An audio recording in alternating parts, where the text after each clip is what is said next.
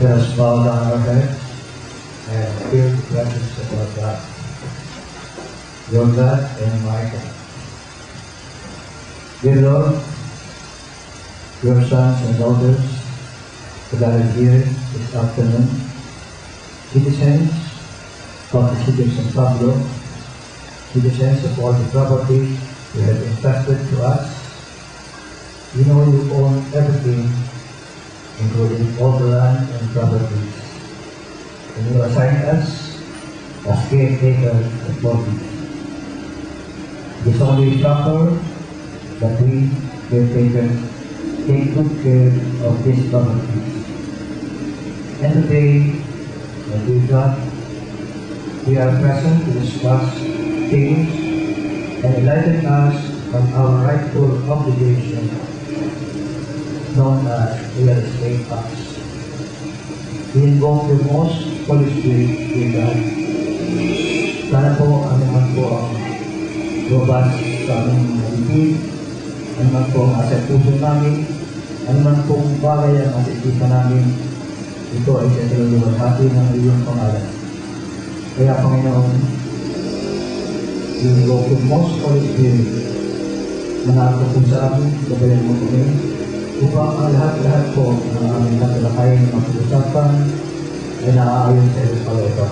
Magandang hapon po muli sa inyo lahat. Ako po si Randy De Luna sa bahagi po ng San Pablo City Chamber of Commerce at isa pong naatasan na maging moderator sa hapon ito. Ito po ating pagpupulong na ito ay isa pong pagbibigay alam sa ating pong lahat bilang pagkilala po sa napakahalagang topic at napitin itong proposal. Sabi nga po ng ating pong tarpaulin, proposed real estate tax increase on commercial, industrial, agricultural, and residential land. Isa pong issue na apektado po ang lahat bilang po taxpayer. So, kinakailangan po marinig po ang ating boses kung totoo man kung magkakaroon ng pagtaas. Alam naman po natin na bahagi po ng pag-unlad sa pong syudad ay galing sa buwis na po. Tingin ko po hindi naman po tayo tumututol sa bahagi yun.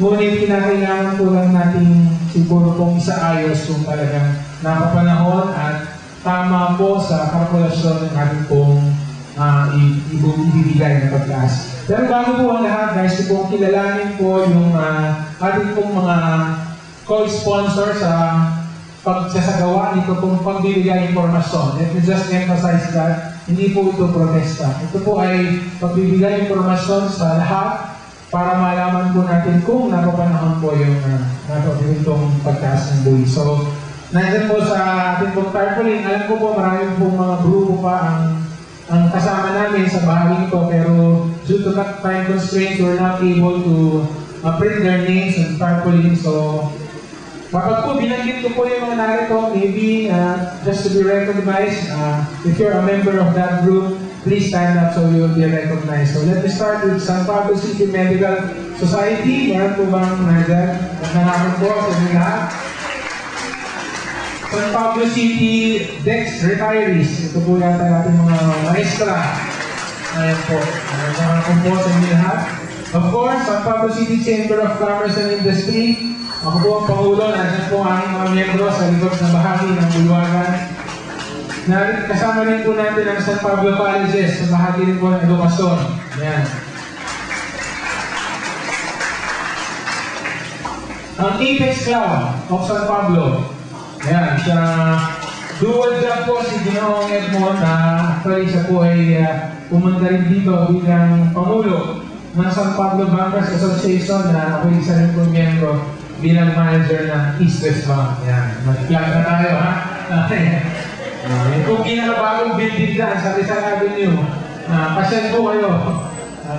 Third part, sa bahagi po ng negosyo, San Pablo City Chinese Chamber of Commerce and Industry. Yan po, ang ating pong mga mamumuhunan din na alam ko pong nagmamasid na mabuti dito sa magiging proposal na ito. Christian Life Community, I think this is a religious group. Ay, kita, magandang hapon po sa inyo lahat. National Movement for Good Governance.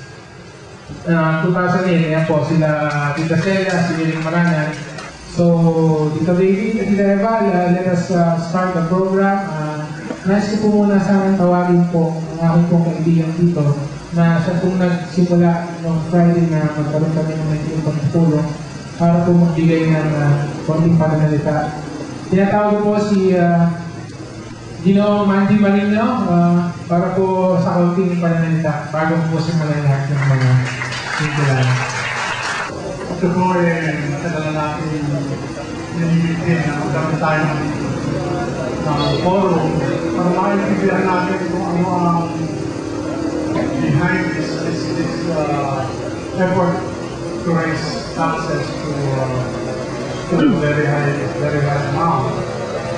Pwede naman tayong mapaliwanagan kung ano, dahil bago tayo siyempre bumili ng isang bagay, kailangan alam natin kung ano binibili natin. So far, wala pa tayong masyadong maraming counselors dito. I hope may dumating pa. Some questions to ponder para po sa ating mga kasama. Unang-una, nararapat po ba ang increase na ito ng tax? Yung po bang propose na percentage is in accordance with law or is it really necessary at this time? How much income will this new tax generate? Parang yun po yung mga titingnan natin. Alam ko po, sa bahagi po ng lokal na pamahalaan, they have their reasons why they are pushing for that ordinance. And sayang lamang po at kakunti po ang nakarating, pero we are still hoping na makarating po sila yung hapon ito para po may paliwanag sa atin at masagot yung inyong mga mga katanungan tungkol sa ordinansa ito.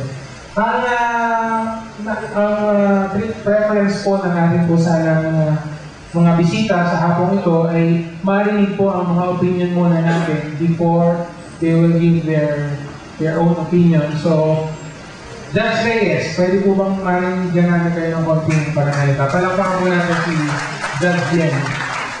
Magandang hapon po sa inyo lahat. Ako po naman ay sa akin sarili, hindi naman ako tumututol sa pagpapataw ng buwis. Pero sa narinig ko sa ating mga kababayan, gusto ko malaman ng ating mga social Galicia na parang nabibigyan sila sa tataas ng dito sa ating business ko. Yun ang siguro baka natin na yun. Kaya kakailangan po, kung mayroong time, alam naman natin ang buhay ng ating lungsod ay dito maasa sa taxes natin. Saka isa pa, gusto rin malaman po ng ating mga gaya natin si Ate Mirami, gusto natin malaman kung bakit anong kailangan natin magtaas ito ng ating buwis. Dahil di ba, kaya ni Mirami, dapat ba?